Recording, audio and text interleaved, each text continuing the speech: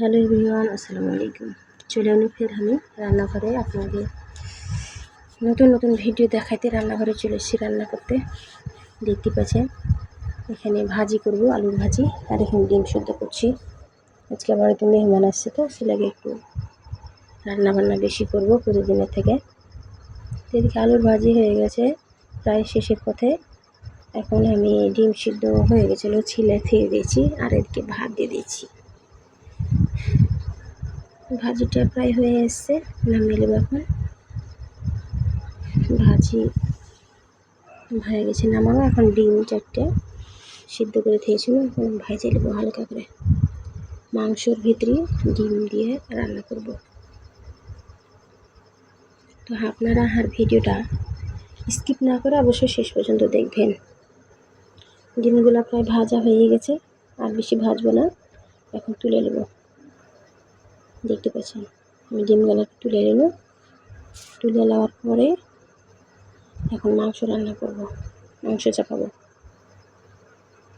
তো আমি এখন এখানে মাংসকে পানি ঝরিয়ে দিয়ে দিয়েছি। ধুয়ে দেওয়ার পরে লবণ, হলুদ, মরিচের গুঁড়া, ধনের গুঁড়া, পেঁয়াজ, রসুন, আদা, জিরা বাটা ইত্যাদি যা লাগে সব কিছুই দিয়ে দেবো। দেওয়ার পরে কাঁচা লঙ্কা দিব কয়েকটা, ভালো করে মাখিয়ে কিছুক্ষণ রেস্টে থিয়ে দেবো। রেস্টে থিয়ে দিলে মাংসটার স্বাদ ভালো আসে, ভালো লাগে খেতে। এখন মাখিয়ে নিল, দেখতে পেয়েছেন মাখাচ্ছি।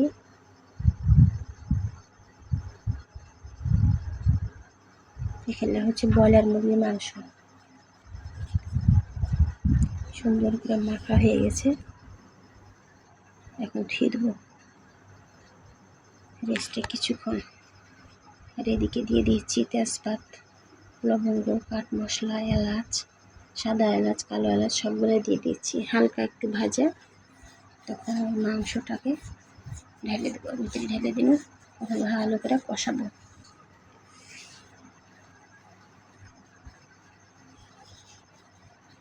ভালো করে কষিয়ে রান্না করবো।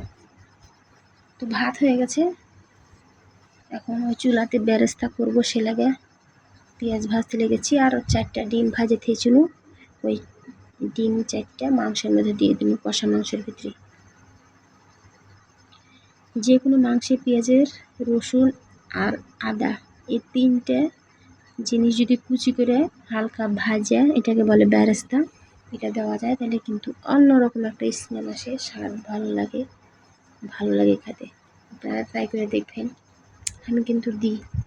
বেরেস্তা করা হয়ে গেছে, ভাত পাশে নিয়েছি। এখন নিচে মার যদি একটু থাকে সে লেগে চুলাতে দিয়েছি হাঁড়িতে, আর এদিকে মাংসতে পানি দিয়ে দিচ্ছি। বেরেস্তা করা শেষ, একটু বেরেস্তাগুলো দিয়ে দেবো। এখন ঝোল দিয়ে দিয়েছি, তো এখনই দেবো। এখন মাংসটা কিছুক্ষণ ঢাকে ধুয়ে একটু পরে নামিয়ে নেব। এখন রান্না করতে থিয়ে দেবো। একদিকে মাংস রান্না হয়েছে, আর এদিকে হচ্ছে কিছু জিরে, কাঠ মশলা, এলাচ, সাদা কালো এলাচ, আর হচ্ছে তেজপাত সব কিছু দিয়ে একটু হালকা ভেজে নিয়েছি। এখন এখানে পোলাও রান্না হবে। তো পোলাও চাল আমি আগেই ভালো করে ধুয়ে পানি ঝরিয়ে দিয়েছিল, কারণ পোলাও চাল ভাজতে গেলে পানি থাকলে ঝামেলা, সে লাগে আগে থেকে আধা ঘন্টা আগে পানি ঝরিয়ে সুন্দর করে ধুয়ে দিয়েছি। দেখতে পাচ্ছেন ভাজি, এক ফোঁটাও পানি নাই। তো এখন এখানে ভাজা রাইস কুকারে দিয়ে চলে এলুম। আর এদিকে মাংস প্রায় শেষের পথে। এখন এখানে খাসির মাংস রান্না করব। সে লেগে হলুদ, লবণ, মরিচের গুঁড়া, ধনের গুঁড়া সব কিছু, পেঁয়াজ, রসুন সব কিছু, আদা বাটা, জিরা বাটা সব কিছু দিয়ে এখন এটাকেও মেখে নেব একটু।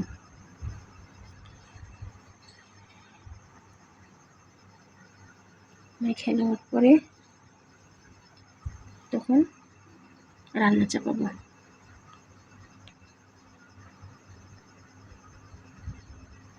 আপনারা কিভাবে রান্না করেন আমি জানি না, তো হার মতন করে যদি রান্না করেন তো আসলে ভালো লাগবে খেতে, খুব স্বাদ লাগে খেতে।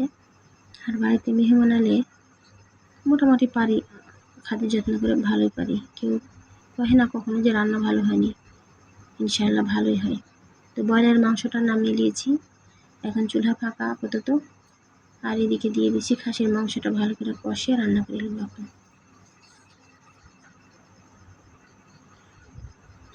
ওদিকে এমনি হালকা পানি দিয়ে দিচ্ছি, গরম পানি, কারণ যে কোনো মাংসতে কষার পরে যদি গরম পানি দেওয়া যায় তাহলে ওটা বেশি ভালো। আমি তো দিই গরম পানি, আপনারা কী দেন কীভাবে দেন জানি না। এখন এটাতে তার বেরেস্তা দিয়ে দিন একটু, এরপরে ঝোল দিয়ে দেবো পরিমাণ মতো, যতটুকু রাখবো আর যতটুকু মারবো সেই অনুযায়ী ঝোল দিয়ে দেবো। জানি না আর ভিডিও আপনারাকে কেমন লাগে।